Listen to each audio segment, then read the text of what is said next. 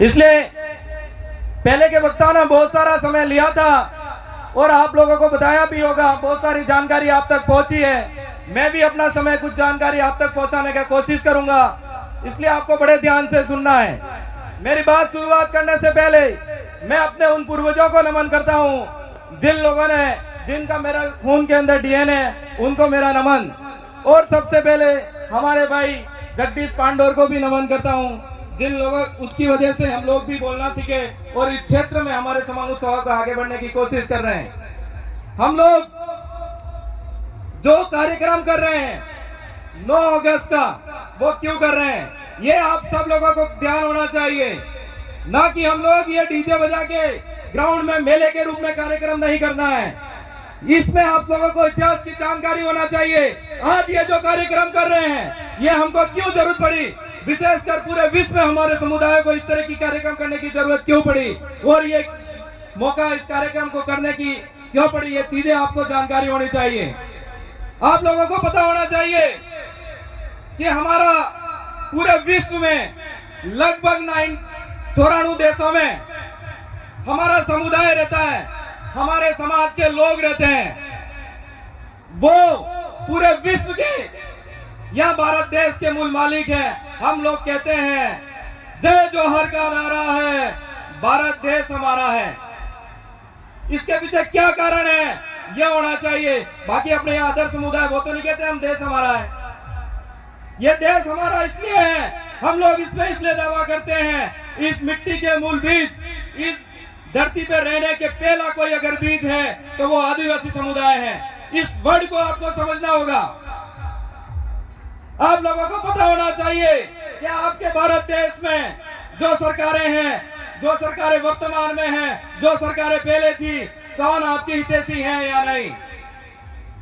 आप लोगों को पता होगा, जब जब भी भारत सरकार का अगर कोई आदमी संयुक्त राष्ट्र में गया तो उसने यही कहा कि हमारे भारत देश में कोई आदिवासी नहीं रहता। इससे पीछे बड़े सोचने की बात है, कोई हंसने वाली, कोई मजाक करने वाली बात नहीं है कि भारत का आदमी, हमारे सरकार का आदमी वहां पे जाके कह रहा है कि आदिवासी नहीं रहता। उसका सीधा मुझे ये लगता है कि हमारे देश में जो आदिवासी रहते हैं, 14-15 करोड़ आदिवासियों को ये सरकारें खत्म करना चाह रही है। तो हम लोगों को जो लड़ाई लड़नी है वो हमारी पहचान बचाने की लड़ाई लड़नी है।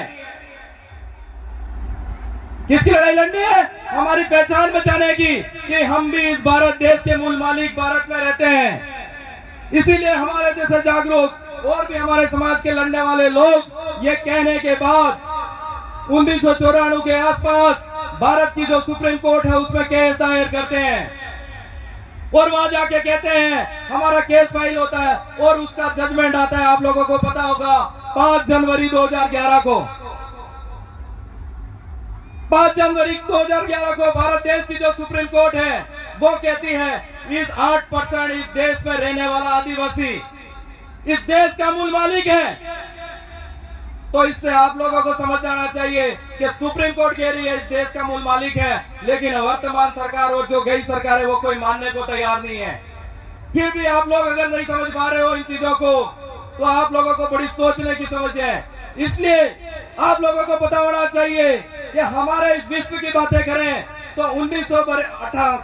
1982 के आसपास संयुक्त राष्ट्र में एक बैठक होती है कि पूरे देश के आदिवासी परेशान है। ऐसा नहीं है इंडिया के आदिवासी परेशान है, पूरे विश्व के आदिवासी परेशान है।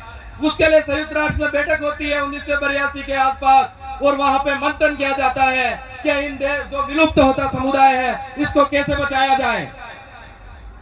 उस बड़े मंथन के बाद उन लोगों ने 94 देशों ने भाग लिया और उसके बाद हम लोगों को एक स्पेशल दिन मनाने के लिए कहा। वो इसलिए जरूरत पड़ी क्योंकि कहीं कहीं पूरे विश्व में यह समुदाय परेशान है और इसको लोग परेशान कर रहे हैं और इनके जो जन जागरण है वो इन तक पहुंच नहीं पा रहा है, शिक्षा से वंचित है। इसलिए ये 9 अगस्त मनाने की जरूरत पड़ी और संयुक्त राष्ट्र ने ये आदेश किया कि पूरे विश्व में ये त्योहार मनाया जाएगा। इस त्योहार के मार्फत आदिवासियों को जागरूक किया जाएगा, आदिवासियों को जानकारी दी जाएगी कि वो किस तरीके से हम समुदाय का उत्थान करें, किस तरह के हम समुदाय का विकास करें।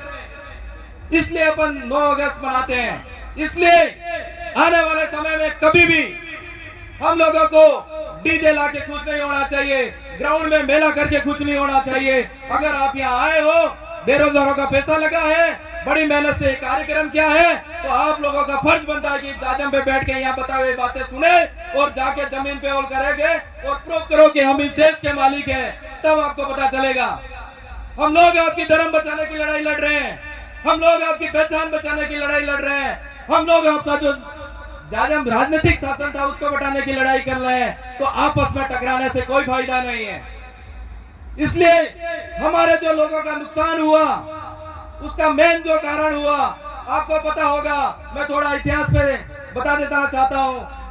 1573 के आसपास महाराणा प्रताप का हल्दी घाटा का युद्ध पता होगा आपको। उसमें अपन कहते हैं कि राणा फूलबाई ने हमारे महाराणा प्रताप का साथ दिया था। तो आप उस समय मान सकते हो इस इलाके का अगर हमने साथ दिया है तो हो सकता है उस इलाके के हम राजा थे। मतलब 450 पहले हम राजा थे, तो आज क्या हुआ ये कंडीशन अपन को किसने की, इन चीजों पे आपको समझने की जरूरत है। तो मैं आपको बता देना चाहता हूं, उस समय हमारे जो लोग थे, हमारा जो समुदाय था, हमारा जो समाज था, वो इस जाजम पे बैठ के फैसला लेता था। इस जाजम को महत्व देता था, ना कि बिखराव की तरफ था। तो हम लोग प्रयास कर रहे हैं, आदिवासी परिवार प्रयास कर रहा है, आदिवासी परिवार के लोग प्रयास कर रहे हैं कि वापस हमारा समाज इस जाजम पे आ जाए। हम लोग कोई राजनीति के लालच से नहीं है। हम लोग चाहते हैं जो भाइयों के बीच में जो लड़ाई हुई है, गांवों के बीच में जो लड़ाई हुई है, हर समुदाय नफरत फैला रहा है। आदिवासी परिवार चाहता है कि एक जाजम पे हर कम्युनिटी का, हर समुदाय का आदमी बैठे और जो इसमें डिसीजन है वो करना है। हम लोगों को महाराणा प्रताप की समय की बात में राजा थे, उसके बाद में आपको पता होगा हमारा देश बहुत सारी लड़ाइयां हुई।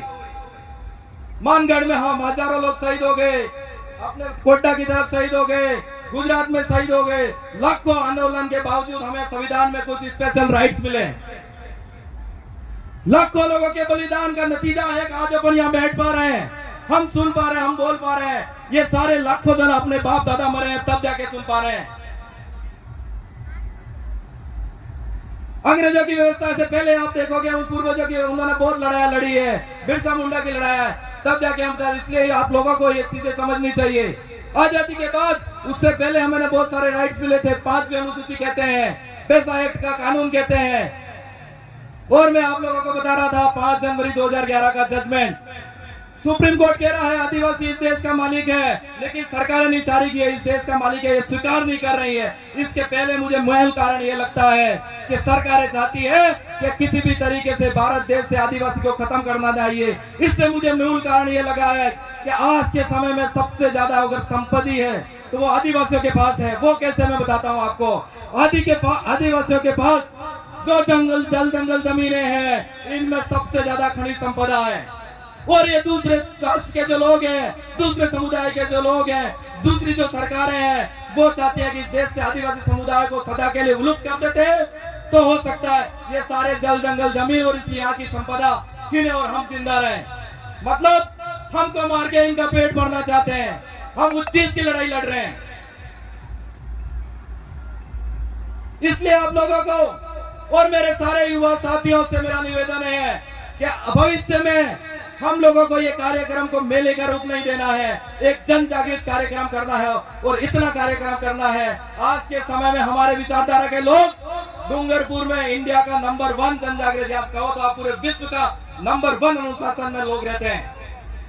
तो आने वाले समय में मैं कहना चाहता हूं कि सालकर फलासिया में अगर ढंग से हम लोग एक जगह बैठ के अगर अपनी बातें सुनने लग जाए, समझने लग जाए, डिसीजन लेने लग जाए, तो हो सकता है मुझे कुछ कहने की जरूरत नहीं पड़ती। हमने इस विश्व में अपना नाम रोशन कर सकते हैं। और आप लोगों को एक छोटी सी बात है, अपन अब यहाँ पे आ जाते हैं। आप लोगों को झाड़ोल फलासिया की बात करता हूं मैं।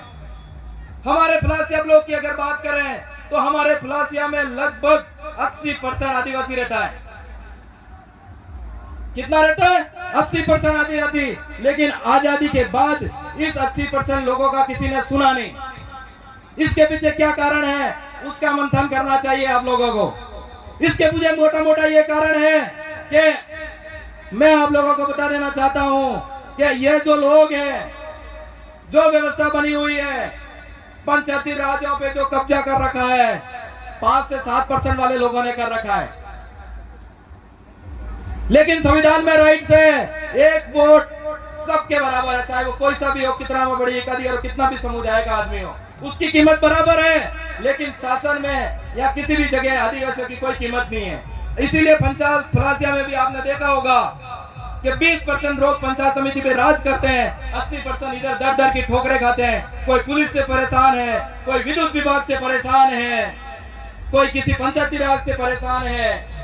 ये सारी परेशानियां हैं। अगर इन परेशानियों को दूर करना है तो मैं आपसे एक ही निवेदन करता हूं, जो आदिवासी परिवार की जाजम है या जो जाजम व्यवस्था हमारी है, जो पूर्वज उस समय लड़ाई लड़े थे जाजम व्यवस्था पे बैठ के, इसी तरीके से इस समय के सारे आदिवासियों के एक जाजम पे आना होगा और ये जो समस्या है उसका समाधान अपन कर सकते हैं।